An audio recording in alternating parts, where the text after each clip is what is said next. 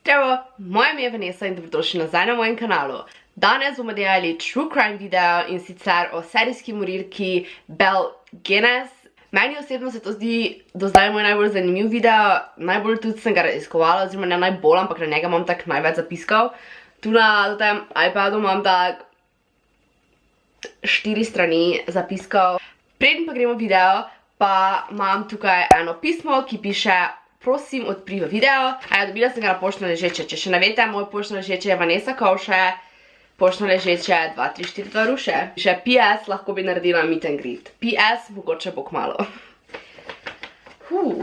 Pismo. Draga Vanessa, kot prvo si zelo lepa in imaš najboljše videe na YouTubeu. Najbolj všeč so mi true crime videi, shocker. Čestitam ti, ker si bila sprejeta na faks. Zelo si te želim spoznati in upam, da nikoli ne boš nehala z YouTubeom. Tudi jaz. Zelo te imam rada kot naročnica na tvojem kanalu. Vedno si, mislim, da piše tukaj urejena in lepa, nikoli nisi grda in nesramna. Vedno si vesela ali nasmejana. Logično si tudi moja vzornica. So cute. Vedno čakam, kdaj bo novi video in ko ga objaviš, zakričim yes. Sej kdo ne bi, to je v oklepajih. Prosim, naj te hejti ne ostavijo. In če sem grdo pisala ali pa kaj narobe napisala, se ti opravičujem. Ni panike, pa ni grdo. Prosim te pa, če me lahko omeniš video Ela. Ela? Piše LP Ela. Kokluška. Še nekaj. Dve različnih oseb. Ok. Draga Vanessa, res si najboljša youtuberka in gledala sem tvoj vsak video, ker so res najboljši. Najbolj všeč mi je bil Clean Stan, dekle v škatli. Ja, ta je bil zelo dober, ampak to ti bo še boljši. Zelo težko je bilo zbrati, ker so itak vsi top. Najboljši videi so mi true crime, shocker, ker vse lepo na dolgo, da sigurno razumeš, razložiš. Hvala. Eni se ful pritožujejo, da je predolgo, pa če vam je predolgo, ne glejte, ne vem, kaj ne rečem. Ti bi bila dobra učiteljica, ker tako dobro razložiš. Hvala, kljub temu, da ne dobro razlagam. Komaj čakam, da boš posnela video z Alenko, ker sta obje top. A bi lahko posnela tudi kakšen video o primerih ugrabitve / umora v Sloveniji? Ja, bom, ampak pač problem je v tem, ker v Sloveniji je tako malo podatkov, da ful lažje delaš o primerih z drugih držav. Ampak bo še kakaj. Ali lahko posnameš tudi video Ethan Patsu, tudi to vam napisano že. Ob sobotah komaj čakam tvoj video in se sestrično Elo gledam na tvoje video, torej se sestrični. Tudi 2krat. Cute. Ona mi je pokazala tvoj YouTube kanal in sem zelo srečna, da mi ga je pokazala. Zelo si lepa in zelo mi je žal za tisti video, ko smo mi na Instagramu glasovali, kaj naj delaš.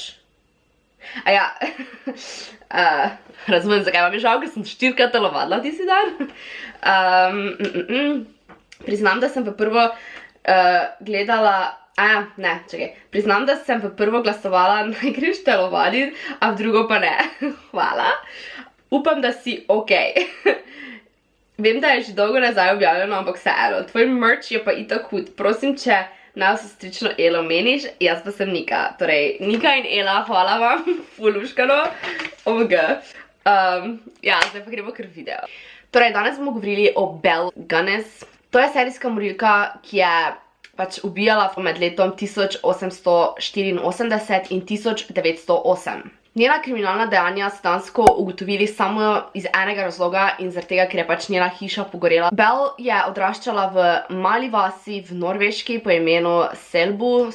Kot mnogi drugi pa se je emigrirala v US oziroma pač Ameriko, Združene države Amerike, v upanju oziroma v iskanju boljšega življenja. To življenje je začela v Chicagu, kjer pa je tudi odkrila najbolj genijalen način pridobivanja denarja in sicer insurance fraud oziroma zavarovalne zarote. Torej, Belle je mislim, da ena izmed najbolj nenavadnih, norih, groznih serijskih morilk oziroma morilcev na splošno, ki jih obstaja. Ubila naj bi več kot 40 ljudi. Točnega števila ljudi, ki jih je ubila, ne bomo nikoli vedeli, sploh ne vemo, če so vse trupla odkrili. Pač dejansko okoli 40 ali več, mislim, noro. Torej, njeno otroštvo naj bilo v bistvu povsem normalno, čist nekaj običajnega, nič nenavadnega. Bila je najmlajša med 8 otroci in pa živeli so na kmetiji z njenimi starši. Mnogo ljudi verjame, da je bil en dogodek, ki je v bistvu spremenil njeno življenje, oziroma da je ta dogodek razlog, zakaj je Belle bila taka, oziroma zakaj je naredila ta dejanja. In sicer njeni znanci, družina, pač ljudje, ki so jo takrat poznali, so o tem pripovedovali. Torej, Belle naj bi baje zanosila, ko je bila stara le 17 let. In naj bi enkrat šla na neko zabavo, ki se imenuje neki country dance party, kjer pač plešejo na country muziko. In ko je ona bila tam, je nek moški napadel in jo je brcnil v trebuh. In zaradi tega je ona splavila, torej izgubila svojega otroka. In od takrat dalje naj bi ona se popolnoma spremenila, ne samo da bi bila pač malo bolj žalostna, depresivna. Dejansko pravijo, da se ne bi čisto spremenila, da bi bila čisto drugačna, torej ni več bila ista Belle, ki so jo vsi poznali. Moški, ki je to naredil, je bil v bistvu zelo bogat, tudi njegova družina je bila bogata, zato tako kot danes dosti ljudi ne čuti velikih posledic zaradi denarja. In pač on nikoli ni bil obtožen česarkoli. Je pa bil potem bolan in je umrl, in njegovi zdravniki so rekli, da je umrl zaradi tega, ker je imel raka na trebuhu. Medtem ko zdaj drugi trdijo, da je možno, da je bil zastrupljen. Boste videli na koncu, zakaj je bil zastrupljen.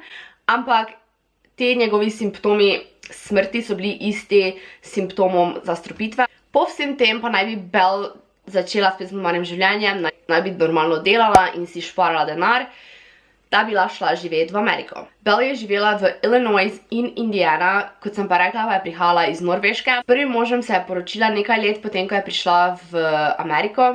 Nedolgo po poroki z Mads Albert Sorensonom leta 1884. Torej, nedolgo po njuni poroki sta njuna hiša in trgovina zgorela, oziroma pogoreli. Vse skupaj je bilo tako čudno in v vseh požari, ki bo sledili, je vedno nekaj tako malo čudnega.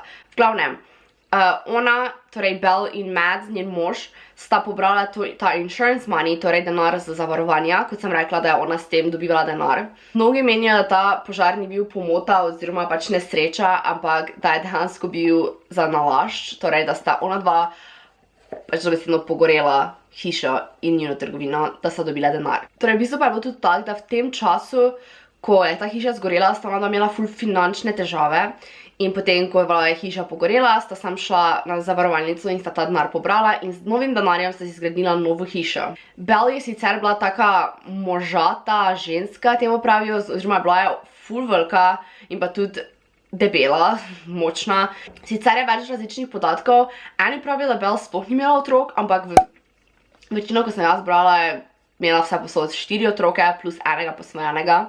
Torej, z možom Madsom sta posvojila tudi eno hčerko po imenu Jenny, ki je bila stara 10 let. 2 otroka sta umrla še v času infancy, oziroma ko sta bila še v bistvu novorojenčka.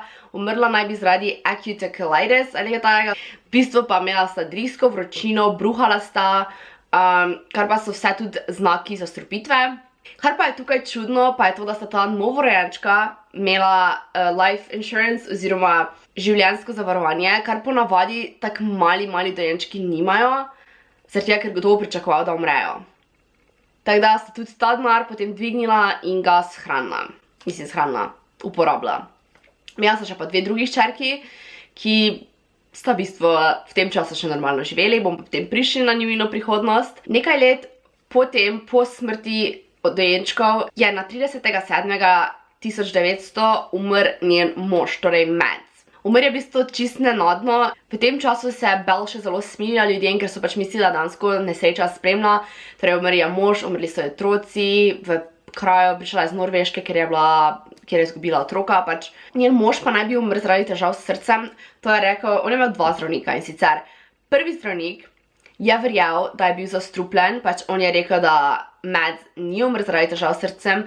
Drugi zdravnik pa je pač rekel, da je umrl zaradi težave s srcem, ker je dejansko imel neko napako, ampak pač niso verjeli, da se tega umrl. Sicer, ker je ta zdravnik, ki je rekel, da ima težave s srcem, ki je rekel, da je njega že obravnaval leta in leta, je potem ta diagnoza premagala. Sicer pa je družina Medza, torej moža od Bell, ni verjela, da je on umrl zaradi pač naravnih vzrokov in so celo začeli neko raziskavo oziroma preiskavo o tem, pač oni so sumili, da ga je ubila Bell. Kar je čudno, mislim, zakaj bi to nekdo sumil? V glavnem, bila je celo neka raziskava, ampak na koncu je Bell uspelo prepričati policaje in vse te raziskovalce, da je ona le ljubeča žena, ki nikoli ne bi škodovala svojemu možu. In to je bilo to. Le dan po njegovi smrti je ona šla po denar od življenjskega zavarovanja, kar je ful normalno. Dobila je okoli $8,500, kar bi danes bilo okoli $250,000. S tem denarjem, ki ga je dobila od moževe smrti, se je preselila v Indiano, kjer si je zgradila hišo, ki se imenuje pač farmhouse. Ne vem, kako se tem reče v slovenščini, ampak pač domačija, se ne vem, pač hiša. Prav tako pa je v tem času začela tudi prijateljevati z Peterom Gunnessom, ki pa je prav tako zgubil svojo ženo, torej pač sta oba, mislim, s tem sta se približala drug drugemu. Ona je zgubila moža, on pa zgubil svojo ženo. Skupaj z vsemi otroci sta se preselila, torej ona je imela v tem času še 3 otroke, Peter pa je imel tudi svoja 2 otroka, ki so torej na koncu celo spet 5 otrok. V tem času, ko so se preselili, pa je tudi Bell najela pomočnika, ki je pač pomagal na farmi oziroma na njeni parceli po imenu Ray. Leto potem, ko so se preselila in sicer na 1. aprila 1902 so se poročila z tem novim možom Petrom. Le teden po njuni poroki pa je umrla njegova mlajša hčerka, spet zaradi neznanih razlogov. In vse, kaj vejo, je to, da je bila v tistem času sama doma z Bell. Decembra 1902, torej 7 mesecev po njuni poroki, pa je umrl še Peter in sicer imel je zelo čudno nesrečo. Sicer je Peter delal kot mesar, torej on je vsak dan se soočal z temi mesoreznicami, z noži, z mrtvimi živalmi, glavnem vse to. Tako da je bil v tem zelo spreten. Ljudje so ga, oziroma prijatelji so ga opisali kot zelo natančnega, spretnega moškega. On naj bi prišel v kuhno, naj bi se nekako spotaknil, v glavnem mesoreznica naj bi njemu padla gor na glavo in ga ubila. Njena posvojena hčerka Jenny pa je potem šla v šolo in je imela ful težave. Ona je bila, mislim, da najstarejša od vseh teh otrok in se mi zdi, da najbolj opazila te čudne stvari, ki so se dogajale v njenem življenju in pač ljudje, ki so konstantno umirali. In sicer je v šoli rekla, da je mama ubila njenega očeta, da ga je udarila z mesoreznico in da je umrl in pa naj nobenemu ne povejo. Seveda je spet dvignila to življenjsko zavarovanje, ne vem, če je počakala par dni, in zato je ona počasi začela postajati vedno bolj sumljiva drugim ljudem. Dejansko so preverili, če je bil zastrupljen, ampak so dobili nobenih tehnih dokazov, da je bil zastrupljen, ker očitno pač ni bil, verjetno ga je dejansko samo udarila gor po glavi s to mesoreznico in ga tako ubila. In dejansko, kot sem rekla že prej, je spet Bell uspelo prepričati vsem policajem, vsem, da je ona bila ljubeča žena in se je ful jokala, da je njen mož umrl in je bila ful žalostna. Zakaj pa so njej bi so tudi verjeli, pa je bilo zato, ker je bila noseča z njegovim sinom po imenu Philip Gunness, ki pa se je rodil maja 1903. Minilo je nekaj let in vse je bilo pač dokaj tiho, dokler niso leta 1906 sosedi začeli opažati, da že da že alarmingly dolgo časa niso videli Jenny, torej posvojeno hčerko, najstarejšo hčerko, in so začeli vlada spraševati pač, kje je Jenny. In bile so te zgodbi. Prva zgodba je bila, da je Jenny šla na faks v New York, druga zgodba, ali Los Angeles, glavnem, da je šla na faks. Druga zgodba pa je bila to, da je šla v poboljševalnico, ker pač je imela težave in je govorila bedarije. Spet je minilo nekaj časa in je Bell začela objavljati take članke, kako se temu reče, ads, v glavnem. Objavljala je, da je samska ženska, da je bogata vdova, ki išče moškega, bogatega moškega, s katerim bi združila njune denar in bi pač skupaj živela. V tem adu je rekla, da lahko ji pošlje samo eno pismo in da potem morajo takoj priti k njej, da ona noče si dopisovati, da ne je bilo dosti dokazov in da pač naj pridejo kar k njej na farmo. Prav tako pa naj ne bi smeli povedati, da pridejo, kar je že tak, what the fuck. Prvi moški je bil John Moore, večkrat sem zasledila različne imena, včasih sploh ni imen, glavnem, prvi moški, ki je prišel k njej na farmo. Imel je $1000, sosedom ga je predstavila kot njenega bratranca, kar je ful čudno pač z nekom, ko se ti hočeš poročiti, ga ne boš predstavil kot bratranca. In en teden potem je izginil. Potem je prišel drugi moški po imenu George Anderson, ki je bil tudi edini moški, ki je z njene farme, ki je zapustil njeno farmo živ, oziroma nasplošno zapustil njeno farmo. Torej, John Anderson se je odločil, da bo prišel k njej na farmo in dansko sta imela zvečer lepo večerjo, sta se pogovarjala, sta se odločila, da se bosta poročila in je on tisto noč pač pri njej prespal. Sredi noči se je zbudil in kasneje potem povedal, kak je to bilo, oziroma kak je tista noč bila. Zdaj pa, da vam preberem njegove besede, prevedene slovenščino, da ne bom brala dvakrat. Torej, ko se je on zbudil, je rekel, da je videl najbolj grozen in morilski pogled, ki sem ga kdarkoli videl. Njen pogled me je tako prestrašil, da sem zakričal tako glasno, da sem še njo prestrašil. Torej, on je dansko v tistem, ko ga je bilo tak strah, je spustil tak čisti zvok, zdaj tak mislim, ne tak. Ok, ful zakričal in v tistem se je ona njega tak strašila, da je imel možnost pobegniti in je rekel, da si je sam dal nekaj hitro gor, letel vun, ko je tekel beg od njene farme, se je 100-krat spotaknil, ker je mislil, da ona za njim in pač rekel, da je to najbolj grozni pogled, nikoli več ni šel nazaj, tam je pustil svoj denar, tam je pustil vse, sam šel je in da je to bil najbolj grozen pogled, kaj ga je darkoli videl. Potem je prišel na vrsto drugi moški, v bistvu drugi, tretji, ampak ker onega ni ubila, bomo rekli drugi moški. Torej, drugi moški po imenu Ol Bursberg. Nazadnje so ga videli 6.4.1907 na banki, ko je šel dvigniti ta denar. V bistvu je bilo tako, da so oni pač dvignili denar, ga prenesli, pokazali, da imajo denar in so potem se kao združili. Naj bi odkupili nek del njene farme, kot da je pač bil tudi potem njihov, kot da bi pač bila potem farma tudi njihova. Dvignil naj bi nekaj $1000 in pa tudi njegova družina oziroma otroci sploh niso vedeli, da je ata šel, oziroma niso vedeli, kam je šel, vedeli so samo, da je šel nekam. Zato so otroci obupano pisali Bell, pač ki je njihov oče, če ve kaj, pač če je pri njej, da ga pogrešajo. In ona je trdila, da še nikoli ni čula za njega. Of course not.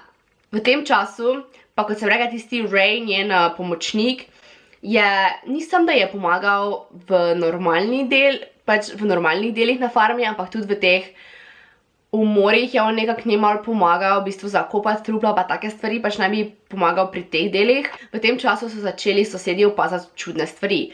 Kake čudne? Na dom naj bi dobivala cele tovornjake zemlje, pač več zemlje, ko bi jo potrebovala za bilo kaj na njeni farmi. Večkrat so po noči v pač nočnih urah videli, kak kopa luknje in pač nasplošno tako čudno obnašanje. To so videli in to so opazili, nič niso naredili glede tega, sem pač okoli leta 1907, torej po smrti onega, se je začela pisati z tretjim moškim, ki mu je bilo ime Andrew Helgelien, nekaj tajega. V bistvu večina moški, s katerimi se ona dobivala, so bili iz Norveške oziroma skandinavskih držav, ker je to te njene članke oziroma to te njene adze objavljala v Scandinavian, to je njihova revija. Ona dva se si pa v bistvu kar nekaj časa izmenjevala pošto, kar Bell ful ni bilo všeč. In se je iz obupanosti odločila, da bomo napisala pismo, v katerem je ona izpovedala njeno ljubezen do njega, kako ona njega ljubi, bla bla bla. In sam zaradi tega se je on odločil, da bo prišel k njej. In tudi on je šel v isto banko, v bistvu so vsi šli v isto banko dvigniti denar. In potem je prišel k njej nazaj domov in je spet zginil, torej je bil spet pogrešan in ljudje spet niso vedeli, kje je. Nekaj časa je minilo in je njegov brat bil tak, lol, moj brat ne bi kar zginil, ne bi si povedal mi, kje je, in je spet pisal Bell. V tem času pa, kot sem rekla, Ray, torej njen pomočnik na domu, ko je bil del tudi teh videojev, kaj ona dela, pa je postal problematičen. V bistvu je Ray bil v njo zaljubljen, pač ful je on njo ljubil in je to začelo predstavljati problem. Ker pač ona je hotela imeti denar in ona ni hotela imeti Raya. In potem je začela govoriti policiji, da jo on nadleguje, da je grozi in take stvari. in je on celo nekako dobil prepoved približevanja, nekaj v tem smislu, nekako so včasih imeli v tistem času, ampak on ni več smel biti pri njej. In je ona v bistvu začela, vse v te pol na koncu videli, kaj naredi, ampak s tem je ona začela graditi dokaze za njeno zgodbo, oziroma da bo njena zgodba na koncu bolj prav kot pa od kjerega drugega. Vse v te videli. Torej, potem je brat pisal Belle in je rekel pač, kje je njegov brat. Belle je tokrat dejansko priznala, da se je dobila z njim, ampak je rekla, da je Andrew šel na obisk k njegovim sorodnikom v Norveško. Kar je brat bil tak, da ne, zaradi tega, ker da pač to ni res, da on bi mu povedal, da je šel, ne bi kar enostavno šel v Norveško, da bi njemu povedal prej, da bi šel makar skupaj, in je pač on ni verjel Belle. In je rekel, da on pride k njej, da bo videl, kje je njegov brat. In v tistem je Belle bila tak, spet lahko dobim denar.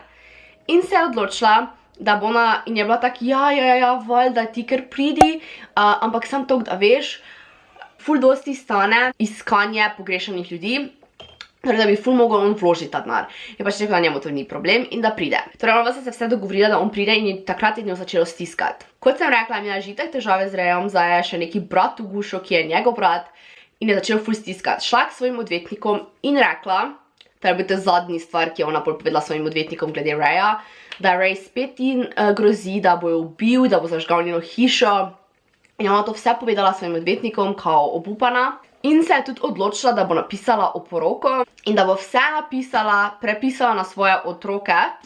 V tem času pa je potem tudi šla dvigniti z banke večino denarja, pustila je ful malo gor, kao da je vse pač dvignila zaradi varnosti. V tem času, ko Ray ni delal pri njej, pa je delal v bistvu en drug delavec pri njej po imenu Joe Max, 28. aprila 1908, dni preden naj bi ta od Andrewa brat prišel k njej na obisk, se je Joe Max, torej njen trenutni delavec, pomočnik, zbudil v sredi noči, vohal je dim, toplo je bilo in je ugotovil, da nekaj gori.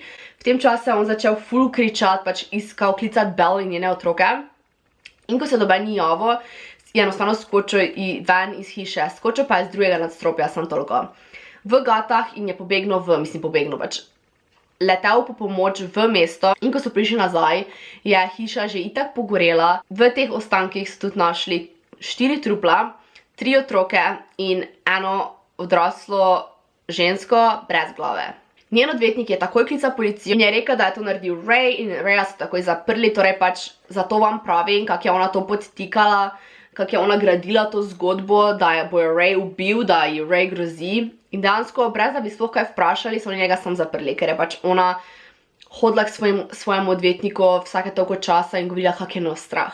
Pregledali so vse trupla in so pač ugotovili, da tista mala trupla so predvidevali, da so trupla od njenih otrok, medtem ko truplo brez glave so več mislili, da je Belle, ampak prvo bila je ful premala za Belle, bila je ful bolj suha od Belle, ta so vsi bili pač tak, to ne more biti Belle. In njen zobozdravnik je rekel, če mi vi najdete njene zobe, lahko jaz potem povem, če je to Belle ali ni to Belle. Zato so šli nazaj v upanje, da bo to našli in v tem, ko so iskali njene zobe, so našli veliko več, kot so mislili. Zdaj so oni odkrili vsa ta trupla. Da dejansko, če oni ne bi šli nazaj iskati zobov, sploh nikoli ne bi vedeli, kaj je ona se naredila. Našli so veliko trupel, našli so truple moških, našli so tudi truplo Jenny, torej Jenny, ki je bila na faksu oziroma poboljševalnici, je dejansko umrla. Predvideva, da jo je Belle ubila, ker je pač grozila njeni varnosti, torej ogrožala je pač njeno varnost in njen denar in zato je ubila. Našli pa so tudi zobe, ki so se ujemali popolnoma, dejansko popolnoma, so se ujemali z zobami od Belle, torej to je potrdil njen zobozdravnik. In so takoj zato rekli, ok, to je bila Belle, Belle je umrla tukaj, našli so ogromno trupel, noro koliko trupel, pač veselo so enega za drugim ven vlekli, cela vas, celo mesto, kakorkoli je bilo tam in je gledalo in so bili čisto zgroženi in niso sploh mogli verjeti, kaj se je dogajalo tam. Potem pa so eni zobozdravniki oziroma ljudje enostavno začeli trditi, da to ni mogoče, da bi oni našli popolnoma ohranjene zobe in so zato ponovili ogenj in dali te zobe v ogenj in so ugotovili, da bi se in ta krona, ki je ona imela v zobih, in zobi uničili. Zato pa verjamejo, da je nekdo prišel za tem in tam pač podtaknil te zobe. Tudi v zemlji so našli truplo 2 dojenčkov, ki predvideva, da sta bila otroka od Belle, ki pač niso vedeli, da sta njuna Prejeli so več kot 30 pisem obupanih sorodnikov, ki so iskali svoje starše, detke, bratrance, sine, kakorkoli. Moške, ki naj bi šli v isti kraj, ki naj bi hoteli spoznati žensko in se z njo poročiti, pač vse je bilo isto. Ampak zaradi tega, ker so pač tista trupla bila že toliko uničena in na toliko različnih načinov je ona te trupla uničevala, da sploh niso mogli ugotoviti, koliko točno trupl je tam, pa niti ne vejo, če še lahko ta trupla kje drugje. Ray pa je kljub vsemu temu še vedno bil priprt v zaporu in so ga tudi obtožili in je dejansko bil zaprt. Preden pa je umrl, ker on je potem v zaporu umrl, ker je zbolel zaradi pač neke bolezni. In preden je umrl, zmanjkalo mi je placa, tako da, če se ga je spremenilo za to. Torej priznal je, da je ona te moške prvo zastrupla, potem jih je vdarila po glavi z mesoreznico in ubila, včasih jih je razkosala, ker kot sem rekla, je njen drug mož bil mesar in da naj bi se ona tam naučila, kako razkosati in kako se znebiti tele trupla. Torej, ena bi razkosala, rekel je, da tudi enkrat je bil primer, ko je bila enostavno preveč, se ji ni dalo nič narediti, da je pujsom dala za jest ostanke enega trupla, potem naj bi jih pokopala, zažgala ali pa, kot se rekla, shranila pujsom. Prav tako je Ray rekel, da naj bi ona dva z Belle bila zaljubljena in da naj bi on pomagal in da tista truplo naj bi bilo truplo čistilke, ki jo je ona najela le par dni pred tem požarom in zato doben še ni vedel, da ima ona čistilko, torej da naj bi pač bilo to tisto njeno truplo. Zobi pa naj bi bili dejansko njeni in da naj bi jih ona podtaknila potem, oziroma naj bi jih Ray nastavil tam. Kot sem rekla, pa naj bi vse to on vedel, ne sem zaradi tega, ker je bil zaljubljen v njo, ampak naj bi ona skupaj pobegnila, v bistvu pa je potem ona pobegnila sama. To je njegova zgodba, kar nikoli ne bomo ziharma, pač jaz verjamem. Jaz močno verjamem, da ona ni umrla v tistem ognju, oziroma požaru, in da ona preživela in da je še potem ne vem koliko let živela nekje drugje. Mogoče res ni ubijala koga, ampak je enostavno začela novo življenje, ker je itak imela dovolj denarja, da je ona pač potem preživela do konca svojega življenja brez kakršnih koli posledic. V to jaz verjamem. In sicer 9. februarja leta 1931 v Los Angelesu je bil en umor, ki je bil identičen umorom od Belle. Esther Carlson je ubila svojega moža s tem, da z istim strupom, ki je pač ona ubila svoje može in da naj bi bilo pač isti motiv in sicer, da bi dobila denar zaradi njegove smrti, torej življenjsko zavarovanje. Zato mnogi mislijo, da je bila tisto Belle, sicer pa pač njeni sorodniki, oziroma tudi to je fora, da dejansko v bistvu je tako, kot da Esther pred požarom sploh ni obstajala in teden po tem požaru je ona se pojavila. Kar je ful čudno, teda mogoče bi lahko bila to ona, ampak pač ljudje, ki so poznali, so rekli, da je bila manjša, da je izgledala mlajša, da je bila bolj suha, teda pač ful dosti jih pač misli, da je bilo dejansko čisto naključje. Fora pa je v tem, da ta Esther je umrla, preden je lahko sploh šla na sodišče, da bi oni vprašali, če je ona Belle, glavnem pač, da bi sodili. Ful se mi že zatika, komaj še govorim, ful sem zmatrana. Teda ja. Hvala, da ste gledali ta video, jaz sem vas ful rada, hvala za 8000 naročnikov, jaz sploh ne morem verjeti, moj bog. Hvala za te pisma, Ela in Nika. Ful lepo, da če hočete mi kaj poslati, mi lahko pošljete na poštno ležeče, oziroma Vanessa Kovše, poštno ležeče, 2342 Ruše. Če hočete, da odprem video, odprem, mi napište to, ker pač eni mi niste in pol nisem odprla. Če vam je všeč video, ga lajkajte, ne se pozabiti naročiti. To bi ful bi mi to spomenilo. In pa ja, lahko me followate na Instagramu. Čau.